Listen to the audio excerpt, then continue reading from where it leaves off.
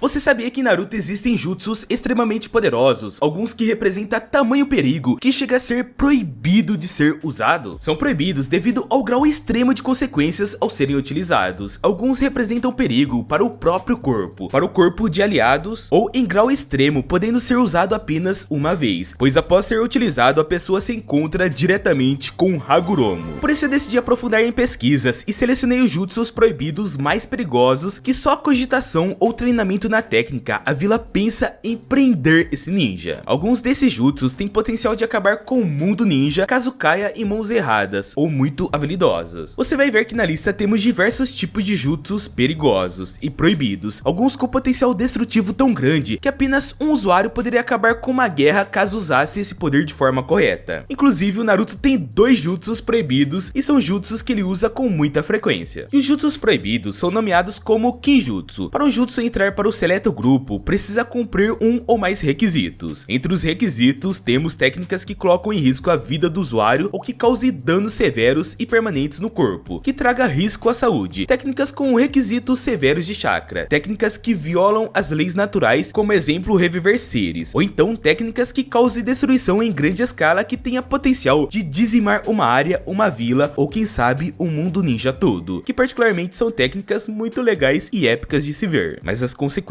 não são tão legais. Hine Tensei. A vida e a morte é algo complexo no mundo real. No universo de Naruto não deixa de ser complexo também, pois mesmo possuindo poderes extremamente fora da realidade no mundo real, reviver pessoas é algo difícil até para esses mágicos de bandana que se dizem ninjas. A morte é uma porta trancada, onde é impossível passar por essa porta, porém o Hine Tensei é a chave, esse portal que consegue abrir o caminho para que uma pessoa que partiu do mundo dos vivos retorne. Porém, como um tema complexo, como reviver alguém, consequências alturas são vistas. O Hine Tensei é uma técnica do Rinnegan, também conhecido como técnica celestial de Sansara. É um dos poderes supremos do Rinnegan, onde é possível reviver os mortos de forma definitiva, trazendo de volta a pessoa em perfeitas condições. Isso é outro nível se comparado aos zumbis mortos-vivos do Edo Tensei. Para entender melhor, o Hine Tensei é um poder do caminho exterior, onde o Nagato, que representa esse caminho, pode usar a ressurreição verdadeira, restauração do corpo, caso algum corpo tenha sido deteriorado, ou ativação em massa, onde consome uma grande quantidade de chakra, mas revive muitas pessoas ao mesmo tempo. Entre os maiores feitos dessa técnica, temos o Nagato usando para reviver a vila toda da Folha após o Pen atacar a vila. Inclusive o Kakashi havia morrido nesse ataque e foi revivido por Nagato. Muita gente acaba esquecendo disso. Outra ocasião foi quando o Madara foi revivido por Obito com essa técnica. O que torna o Hine Tensei uma técnica proibida é o custo extremo. A drenagem de chakra pode ser tão devastadora que normalmente leva o usuário à morte. Além disso, o equilíbrio natural do mundo é ameaçado quando a morte deixa de ser uma barreira definitiva, podendo colocar vilões poderosos de volta ao jogo. Madara que o diga, né? Uma pena que quando usado na vila o Jiraiya não voltou, né? Nagato esqueceu do próprio mestre. Mas tudo bem, pelo menos o Kakashi estava nessa ressurreição atacado. Kinjutsu de Iwagakuri. O que seria a arte perfeita para você? Bom, pro Deidara é a explosão. Deidara, que quando jovem era considerado um prodígio da Vila da Pedra e um possível candidato a virar Tsuchikage, pois ele era discípulo do próprio Onoki.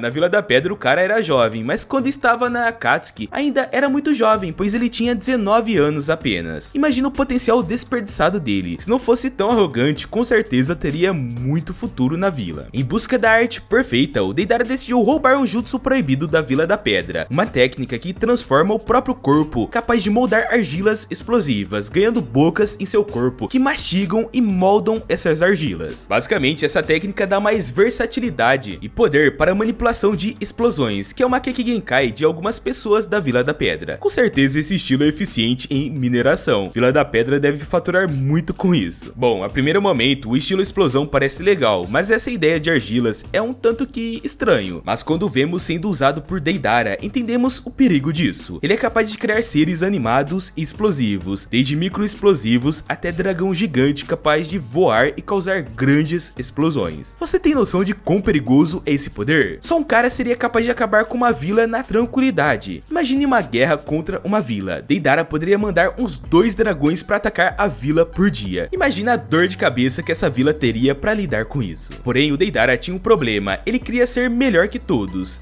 Todo mundo tem um amigo assim. Se você não tem, bom, sinto muito dizer, mas talvez esse amigo seja você. Então, ao enfrentar Sasuke para provar que suas explosões era a arte definitiva, melhor que o Sharingan, o Deidara foi ao ao limite, usando seus maiores poderes, chegando no limite total, o C0, um jutsu de autodestruição que usa sua boca costurada no peito para amassar argila e reunir uma grande quantidade de chakra, que criou uma explosão enorme. Para você ter uma noção, o raio dessa explosão foi de 10 km. Para se ter uma noção, uma explosão dessa magnitude destruiria uma cidade de 300 mil habitantes com facilidade. Eu duvido que Konoha, por exemplo, sendo uma das maiores vilas, tenha tantos habitantes assim. Izanagi e Izanami. Imagine ter o poder de reescrever sua própria história, apagar um erro fatal e transformar a morte em apenas um sonho ruim. Agora imagine também um destino no qual você jamais pode escapar, um ciclo infinito onde você revive os mesmos erros até aceitar a verdade. Esses são os conceitos por trás do Izanagi e do Izanami, duas das técnicas mais proibidas do clã Uchiha. Eu considero esses poderes próximos de um deus em qualquer universo. Pensa poder voltar no tempo e burlar a própria morte ou algum evento, ou até mesmo impor sua vontade em outra pessoa, prendendo essa pessoa em um ciclo infinito. Depois ainda pergunta por que o clã Uchiha era um dos mais fortes. Jutsus roubados demais, não tem como, né galera? O Izanagi é um genjutsu supremo que não afeta a mente do oponente, mas sim a realidade ao redor do usuário. Quando ativado, ele permite que o Uchiha transforme qualquer evento que levaria à sua derrota ou morte em uma ilusão, substituindo por um destino mais favorável. Em outras palavras, enquanto o Izanagi estiver ativo, o usuário pode editar sua própria história, ignorando ferimentos e até a própria morte. Já o Izanami é o oposto disso. Enquanto o Izanagi altera a realidade, o Izanami aprisiona o alvo em um ciclo infinito de eventos. A vítima revive a mesma sequência de ações repetidamente, sem poder escapar, até que aceite seu destino e encontre uma saída por conta própria. Se o Izanagi é uma ferramenta de controle absoluto da realidade, o Izanami é um castigo inescapável para aqueles que se recusam a mudar. Durante sua luta contra Sasuke, Danzo usou o Izanagi repetidamente, anulando sua própria morte diversas vezes. E graças às células do Hashirama e os Sharingans implantados em seu braço, ele conseguiu prolongar o efeito do jutsu muito além do que um Uchiha comum poderia. Como Danzo tinha inúmeros Sharingans, isso tornava ele um cara muito perigoso. A pergunta que fica é, ele tinha Sharingan em vários lugares do corpo, né? Será que ele também tinha Sharingan na parte traseira também? Isso ajudaria a ver se limpou certinho lá atrás, depois de fazer uma pintura contemporânea no vaso sanitário. Para acabar com a ameaça do Kabuto, o Itachi usou Izanami, prendendo o cientista em um loop infinito. Kabuto revivia as mesmas ações repetidamente, sem entender por que estava preso. O único jeito de escapar era aceitar os próprios erros e abandonar sua obsessão pelo poder. O Izanagi foi banido do clã porque começou a ser usado entre os Uchihas em disputas internas, onde ninguém podia confiar no resultado de uma luta. Ambas as técnicas cegam o olho que as executa. Mesmo os ninjas mais poderosos não podem abusar desse poder sem consequências irreversíveis, ou seja, causa dano permanente no Uchiha perdendo um olho. Já o Izanami foi criado justamente para punir aqueles que abusavam do Izanagi. Quem tentava desafiar a realidade sem responsabilidade acabava preso em um loop eterno até aprender sua lição. E assim como Izanagi, o Izanami causa cegueira em um dos olhos. Marca da maldição. Orochimaru é tão cabuloso que criou mais de uma forma de viver eternamente. Meio que ele criou um plano B, C, D e por aí vai, né? Usando a marca da maldição, que é um Kinjutsu criado por Orochimaru que funciona como um selo implantado no corpo do usuário. Esse selo contém uma parte de chakra do próprio Orochimaru e ao ser ativado permite o portador acessar um poder incrível, alterando sua forma física e aumentando drasticamente sua força, fazendo uso da energia natural para adquirir esse poder. Porém, esse poder vem com um risco terrível. Quanto mais se usa a marca, mais o usuário perde sua identidade e se aproxima de se tornar um casco vazio, pronto para ser possuído por Orochimaru. Quem possui a marca da maldição ganha um crescimento massivo em força, velocidade e resistência. A marca tem dois estágios de ativação da sua transformação. O primeiro estágio manifesta marcas negras pelo corpo e aumenta os atributos físicos. Segundo estágio, o usuário sofre uma mutação monstruosa, assumindo uma nova forma com características únicas como asas, chifres ou garras. Muitos usuários da marca conseguem curar ferimentos rapidamente e resistir a ataques que seriam fatais. O selo expande o fluxo de chakra do portador, permitindo que técnicas que tornam ele muito mais forte e suas técnicas ficam mais avassaladoras. Durante sua luta contra Naruto, Sasuke utilizou o segundo estágio da marca da maldição, ganhando asas, pele escura e um nível de poder capaz de enfrentar Naruto no modo Jinchuriki inicial. Que vamos ser sinceros, né? Poder capaz de bater de frente com o Jinchuriki, da besta mais poderosa, pouca coisa não é. Fora que o Sasuke também enfrentou o Itachi usando este poder. O Kimimaro, um dos mais fortes usuários da marca, lutou contra dois ninjas de elite ao mesmo tempo e só caiu por causa de uma doença terminal. O Quarteto do Som demonstraram o verdadeiro potencial da marca derrotando vários Jonins e Chunins ao usarem suas formas avançadas. E por que a marca da maldição é proibida? Bom, a marca da maldição não é apenas um impulsionador de poder, ela devora a consciência do usuário, fazendo com que ele se torne mais agressivo e dependente dela. O selo não é só uma fonte de poder, mas também um método para o Orochimaru renascer. Se o portador for forte o suficiente, ele pode ser escolhido como recipiente para que o Orochimaru transfira sua alma e tome seu corpo. Dependendo do nível de exposição ao selo, o corpo do usuário pode se deformar de maneira irreversível, tornando-se instável ou até monstruoso. Para quem acompanha Boruto, entende de onde possivelmente veio a inspiração do Karma. Eu vou ser sincero, saudades da marca da maldição, eu curtia demais ver o Sasuke usando. Shinra Tensei. O Shinra Tensei, conhecido como o Céu Celestial da Verdade Divina, é uma técnica do caminho Deva do Rinnegan que cria uma força repulsiva ao redor do usuário, capaz de empurrar qualquer coisa, seja inimigos, objetos ou ataques. A técnica varia de impulsos sutis a ondas de destruição massiva, podendo varrer cidades inteiras do mapa. O negócio é cabuloso mesmo. Considerado o julgamento de um deus, o Shinra Tensei decide o que deve existir e o que deve ser apagado. Sua força repulsiva é absoluta, afastando tudo dentro do seu alcance, incluindo pessoas, construções e até mesmo de chakra. A intensidade pode ser controlada desde um empurrão para desviar uma kunai até uma explosão que destrói uma vila inteira. A área do efeito também varia, podendo afetar apenas um pequeno raio ou se expandir por quilômetros, dependendo do chakra utilizado. E lembre-se, Nagato destruiu Konoha com esse poder, mas continuou lutando por bastante tempo, chegou a lutar contra vários ninjas, contra Naruto e até Kurama, e ainda depois reviveu a vila toda. Ou seja, se ele quisesse ou precisasse orquestrar um ataque maior, ele conseguiria. Entretanto, o uso do Shinra Tensei tem suas limitações. Após ser utilizado, há um tempo de recarga antes de poder ser ativado novamente, e quanto maior a potência, maior o tempo de espera. Isso deixa o usuário vulnerável, como demonstrado quando Naruto aproveitou a fraqueza do Pain após ele destruir Konoha. A técnica tem um custo de chakra elevado, e quanto maior sua escala, maior o esgotamento do usuário. Além disso, se usada em potência máxima, pode prejudicar o próprio corpo do usuário, como aconteceu com Nagato, que ficou debilitado após destruir a Vila da Folha. Um dos feitos mais icônicos do Shinra Tensei foi a destruição de Konoha, onde Pain utilizou a técnica em uma forma máxima, transformando a vila em uma gigante cratera. Além disso, a técnica é capaz de anular ataques poderosos como o Rasen Shuriken de Naruto e serve como uma defesa absoluta, tornando Pain quase intocável ao afastar múltiplos inimigos ao mesmo tempo. Outro detalhe importante é que o Shinra Tensei não faz distinção entre aliados e inimigos. Qualquer ser dentro da área do impacto será atingido, sem exceções, tornando seu uso extremamente arriscado em batalhas complexas. Esse poder é literalmente algo que traz dor aos inimigos. Byakugou.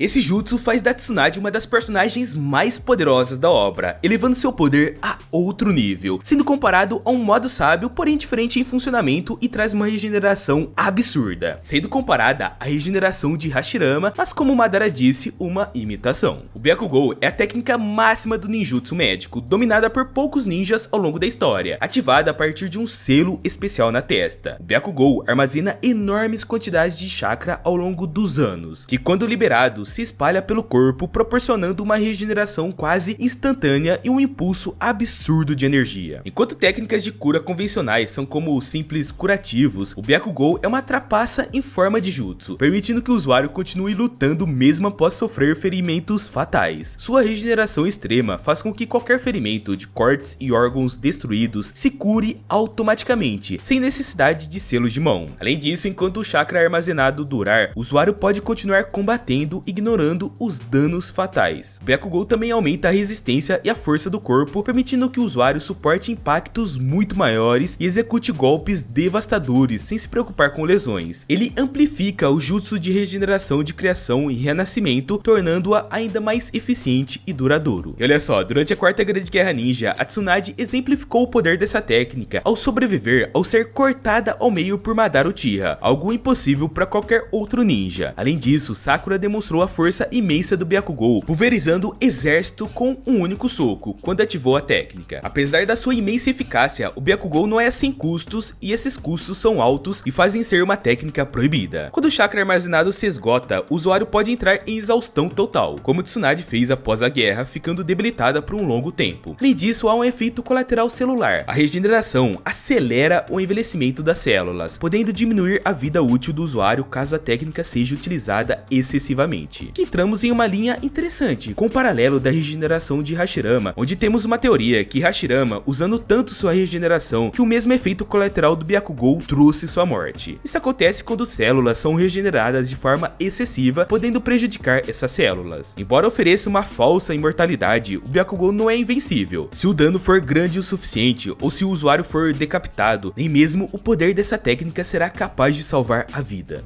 Rasen Shuriken. Ao contrário do que pode imaginar, Naruto usa alguns jutsus proibidos também. E o Rasen Shuriken, apesar de parecer bonitinho, né, nada igual às técnicas Darks, ele tem custos altos. O Rasen Shuriken é uma evolução do Rasengan, criado por Naruto ao adicionar a natureza de chakra do vento à técnica original, transformando o ataque em uma Shuriken giratória gigante composta por milhões de lâminas microscópicas de vento. Um jutsu muito forte. E essas lâminas são afiadas o suficiente para cortar até mesmo as células do alvo, criando um corte absoluto que destrói o corpo do inimigo em nível celular, tornando qualquer recuperação praticamente impossível. Naruto foi um tanto que exagerado na hora de criar essa técnica, né? Ao ser arremessado, o Rasen Shuriken cria uma explosão massiva, atingindo todos ao redor e devastando a área. Sua velocidade e precisão permite que o Naruto ataque à distância, sem a necessidade de se aproximar diretamente do alvo. O Rasen Shuriken também demonstrou sua força em batalhas, como na luta contra Kakuzu, onde a técnica destruiu todos os sistemas internos do seu corpo, cortando até os fios de chakra que o mantinham vivo. Na quarta grande guerra ninja, Naruto usou múltiplos Rasen Shurikens para aniquilar os clones de Madara, mostrando a eficácia da técnica mesmo contra defesas poderosas. Entretanto, o uso do Rasen Shuriken não é sem custo não. No início, Naruto sofria os efeitos colaterais da técnica, danificando suas próprias células, pois seu braço ficava muito próximo do ataque, o que levou Tsunade a proibir seu uso até que ele dominasse o arremesso. Além disso, o alto consumo de chakra torna o Rasen Shuriken uma técnica que não pode ser usada repetidamente sem causar exaustão. O poder destrutivo da técnica também apresenta riscos, pois pode atingir aliados em batalhas próximas, causando dano colateral e tornando seu uso extremamente arriscado devido à sua natureza de poder. Tengai Shinsei.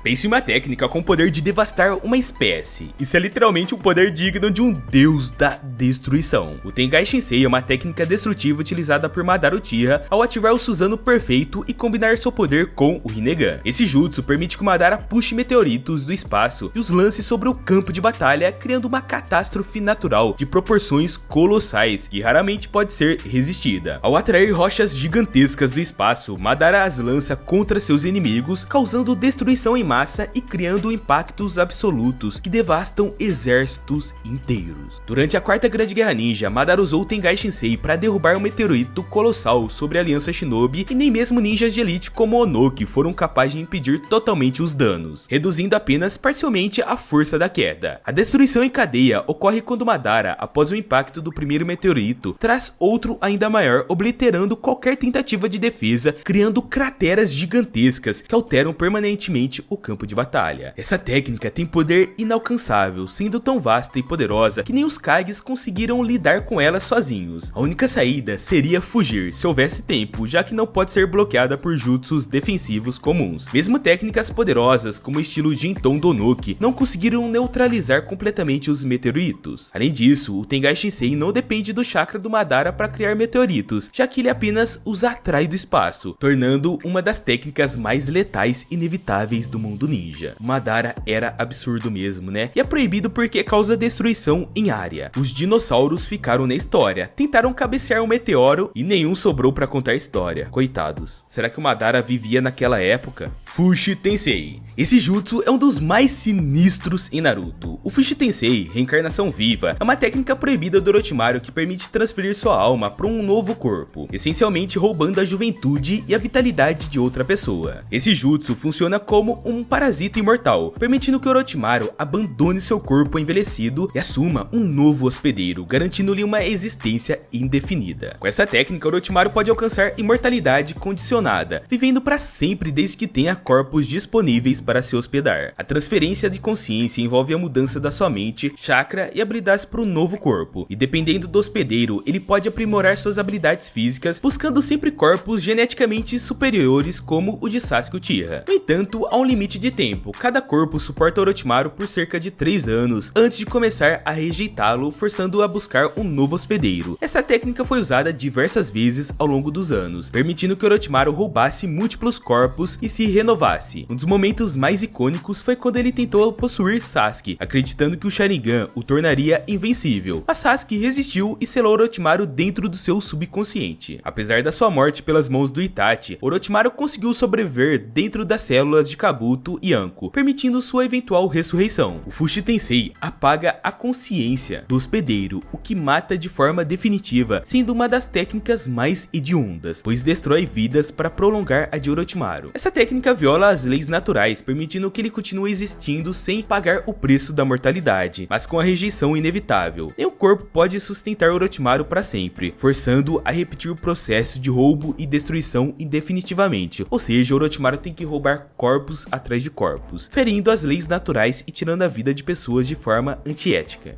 Edo Tensei. Essa técnica podemos dizer que é uma das mais poderosas e insanas, além de ser algo que fere qualquer lei natural. O Edo Tensei, reencarnação impura, é uma técnica proibida que permite trazer os mortos de volta à vida, ligando suas almas a corpos sacrificados no processo. Ao contrário do Rin Tensei, que devolve a vida verdadeira, o Edo Tensei cria marionetes imortais, tipo zumbis, forçados a lutar eternamente sem descanso, funcionando como uma cópia de pessoa original sem vontade própria. A principal característica do Edo Tensei é a imortalidade absoluta. Os revividos não podem morrer de forma convencional e, se destruídos, seus corpos se regeneram. Eles preservam suas habilidades e experiência de combate de quando estavam vivos, incluindo Kekkei Genkais e Jutsus. O controle total do invocador sobre os revividos é quase absoluto, embora ninjas poderosos possam romper parcialmente essa ligação. Essa técnica permite criar um exército infinito, desde que haja corpos e DNA dos mortos disponíveis. Um dos momentos mais marcantes foi quando Orochimaru usou o Edo Tensei para reviver o primeiro e o segundo Hokage em sua luta contra Hiruzen Sarutobi. Posteriormente, ele trouxe de volta também o quarto Hokage, criando batalhas históricas e épicas. Valeu Orochimaru, porque as lutas foram muito épicas. Durante a quarta grande guerra ninja, Kabuto levou o Edo Tensei a um nível novo, revivendo uma legião de ninjas lendários, incluindo Madara Uchiha, que ressurgiu ainda mais forte e capaz de derrotar os 5 Kages simultaneamente. Porém, tem uma questão: o Edo Tensei não é sem custos, exige um sacrifício humano, tornando um ato de tirar a vida de alguém.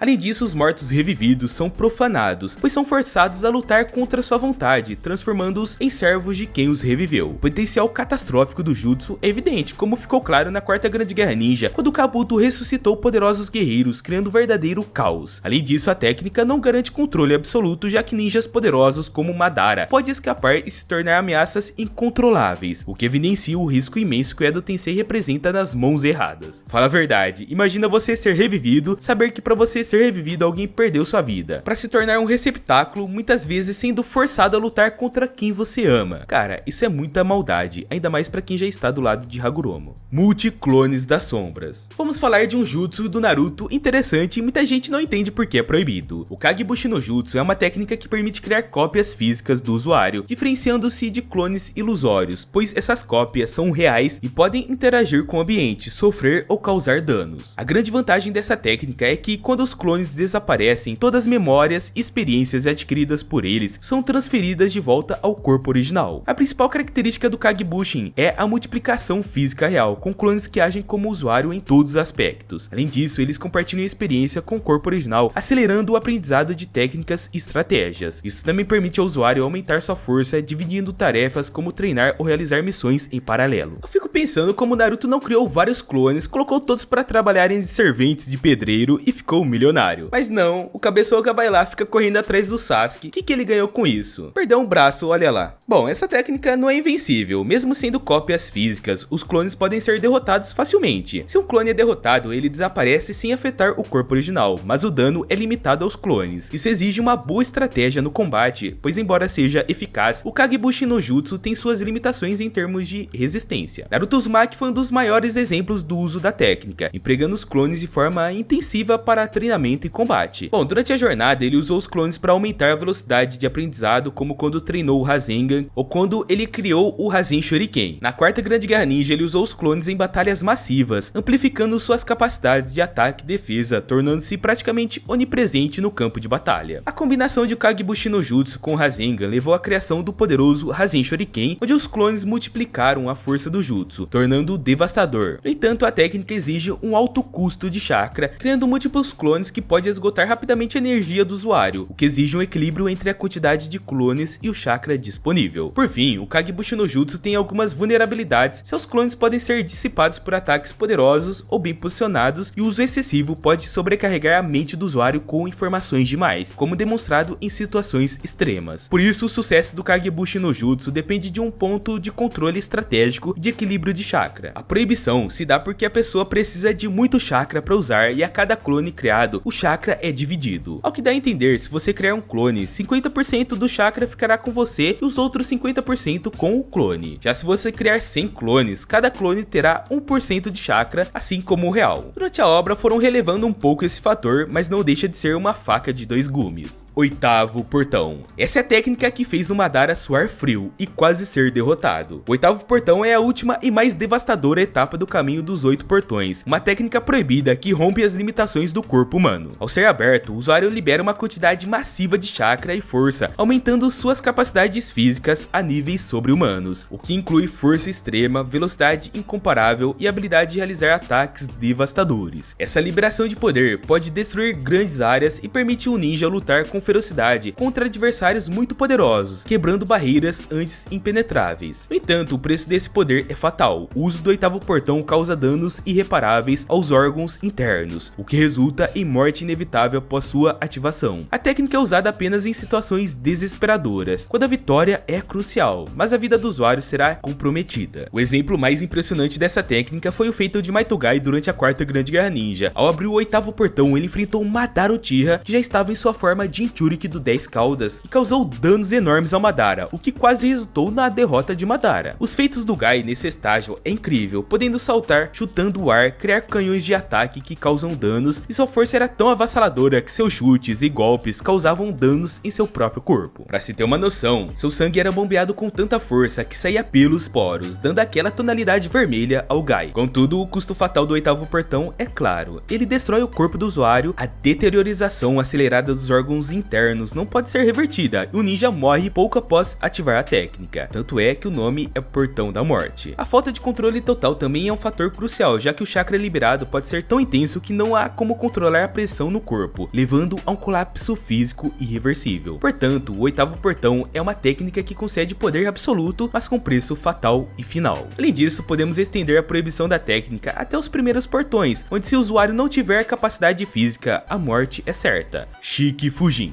O Shikifujin é uma técnica de selamento extrema que invoca o deus da morte, o Shinigami, utilizando seu poder para arrancar a alma e o chakra do oponente, selando-os em forma irreversível. O uso dessa técnica exige um preço altíssimo. O usuário deve sacrificar sua própria alma como pagamento pelo ato de selar a alma do seu outro ser. Esse sacrifício torna o Shikifujin uma técnica proibida, normalmente usada em momentos de desespero devido às suas consequências fatais. Um dos exemplos mais marcantes do uso do Shikifujin foi a realização por Minato Namikaze, quarto Hokage, durante o ataque de Kyuubi, 9 caudas, a Vila da Folha. Ao ser forçado a selar o Kyuubi dentro de seu filho, Minato sacrificou sua própria vida e usou o Shikifujin para prender a alma da besta em seu filho, salvando a vila, mas pagando com sua vida. Outro exemplo significativo ocorreu com o terceiro Hokage, Hiruzen Sarutobi, que utilizou a técnica para selar as almas de Hashirama e Tobirama Senju, os dois primeiros Hokages, após serem invocados por Orochimaru com a técnica do Edo Tensei. Embora tenha destruído o corpo do Orochimaru, Hiruzen também pagou com sua vida. Bom, aqui temos a noção do poder dessa técnica, onde o Minato conseguiu selar o poder de um ser enorme, o Kurama, e Hiruzen, mesmo já capenga, devido à idade, selou a alma do Hashirama, do Tobirama, além dos braços de Orochimaru. Se Orochimaru fosse sozinho, com certeza não estaria vivo para contar suas histórias macabras. O preço irreversível do Shikifujin, que exige a morte do usuário, é o principal motivo da sua proibição, sendo uma opção extrema, usada apenas em circunstâncias desesperadoras. Além disso, o jutsu causa danos irreparáveis ao corpo e à alma do invocador, esgotando-os completamente. O processo de invocação e o selamento das almas são tão intensos que resultam em um colapso físico e espiritual, deixando o usuário vulnerável à morte imediata. A natureza da técnica também envolve um risco de consequências imprevistas, já que a vontade do Deus da Morte pode interferir no processo, tornando o controle sobre o jutsu altamente limitado e imprevisível.